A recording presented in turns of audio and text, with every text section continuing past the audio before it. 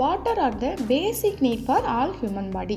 ஒரு ஹியூமன் பாடியில் 60 to 70%, அதாவது 60-70% அளவுக்கு தண்ணீர் தான். அப்போது ஒரு நாளைக்கு ஒரு மனிதர் எவ்வளோ தண்ணி குடிக்கணும், எப்படியெல்லாம் தண்ணி குடிக்கணும், நம்ம தண்ணி குடிக்கும்போது என்னென்ன தப்பு பண்ணுறோம், அதை எப்படி கரெக்ட் பண்ணிக்கணும், அந்த தண்ணி குடிக்கிறதுனால நமக்கு என்ன பலன்கள் அப்படின்றத இன்றைக்கி நம்ம பார்க்கலாம்.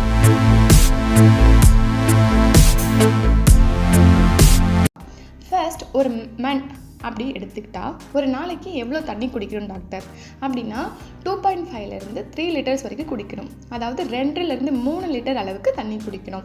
நம்ம இந்தியானது ஹாட்டான கண்ட்ரி. ஸோ ஹாட் கண்ட்ரினால 2.5 3 லிட்டர்ஸ் அளவுக்கு தண்ணி குடிக்கணும்.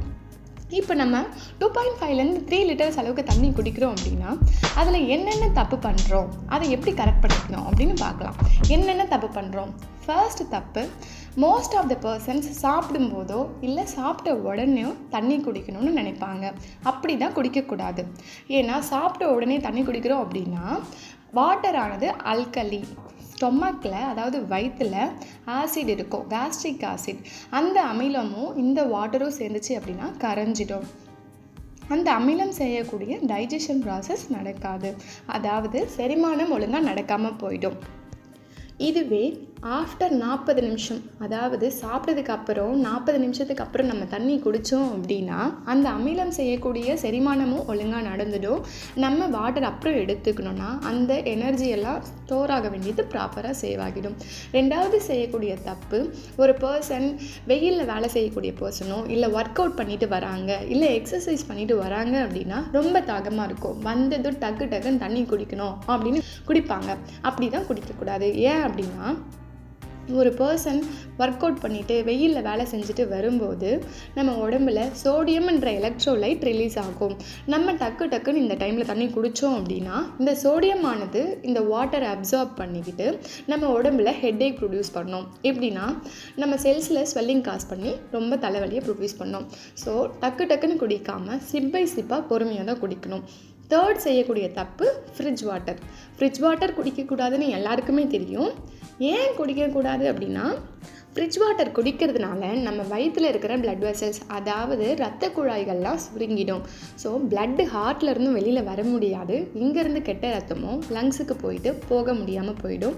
தென் இந்த வாட்டர் நிறைய குடிக்கிறதுனால நம்ம சாப்பிட்ற சாப்பாட்டில் இருக்கிற ஃபேட் கூட சேர்ந்துட்டு ரொம்ப பெருசாகி பிளட் வெசல்ஸை அக்ளூட் பண்ணும். அதாவது இரத்த குழாய்களில் இந்த கொழுப்புலாம் போயிட்டு அடைச்சிக்கும். ஸோ பிளட் மேலேயும் போகாது, ஹார்ட்டிலேருந்து வெளியும் வராது. ஸோ ஹார்ட் ரேட் டிக்ரீஸ் ஆகும், ஹார்ட் ஃபங்க்ஷனும் ஒழுங்காக நடக்காது. நாலாவது செய்யக்கூடிய தப்பு, நின்றுக்கிட்டோ ஓடிக்கிட்டோ ஜாகிங் பண்ணிக்கிட்டோ நம்ம தண்ணியை குடிக்கக்கூடாது.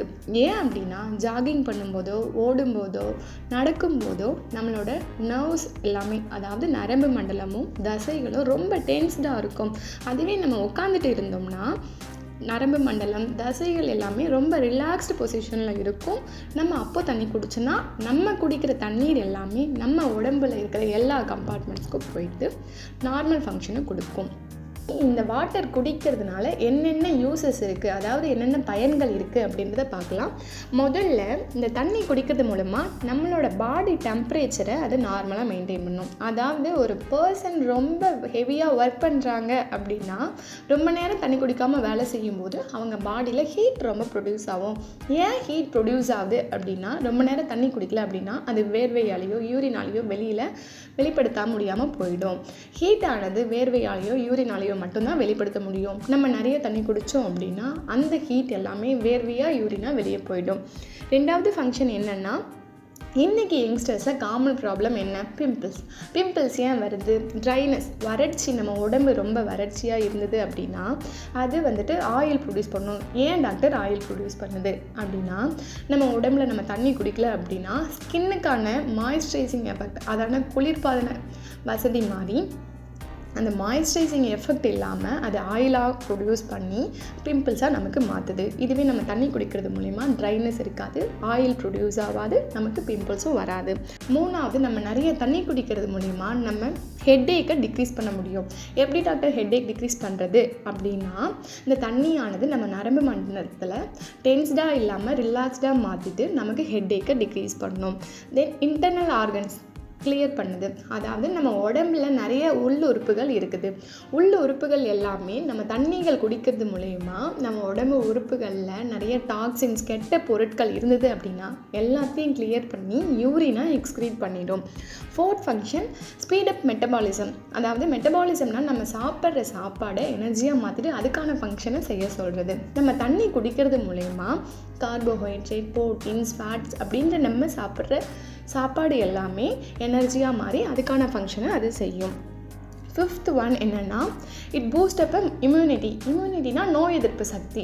நம்ம நிறைய தண்ணி குடிக்கிறது மூலயமா நம்ம உடம்புல நோய் எதிர்ப்பு சக்தி அதிகமாகும். அப்போ தான் ஒரு இன்ஃபெக்ஷன் மூலயமா ஒரு ஆன்டிஜன் உள்ளே என்ட்ராகுது அப்படின்னா நம்ம உடம்புல இம்யூன் சிஸ்டம் ஆனது ஆன்டிபாடிஸ் செக்ரேட் பண்ணும். ஆன்டிபாடிஸ் அப்படின்னா நல்ல சத்து. இந்த ஆன்டிபாடிஸும் அந்த ஆன்டிஜனும் சேர்ந்து நமக்கு இன்ஃபெக்ஷன் வராமல் தடுக்கும். இது எல்லாமே வாட்டர் குடிக்கிறதுனால வர பயன்கள். இன்றைக்கி இந்த வீடியோவில் வாட்டர்னால் என்னென்ன யூசஸ், எவ்வளோ குடிக்கணும், என்னென்ன தப்பு பண்ணுறோம், என்னென்ன பண்ணக்கூடாது அப்படின்றத பற்றி பார்த்தோம். இந்த வீடியோ உங்களுக்கெல்லாம் யூஸ்ஃபுல்லாக இருக்கும்னு நம்புகிறேன். இதே மாதிரி இன்னொரு இன்ஃபர்மேஷனோட இன்னொரு வீடியோவில் பார்க்கலாம். தேங்க்ஸ் ஃபார் வாட்சிங். தேங்க்யூ.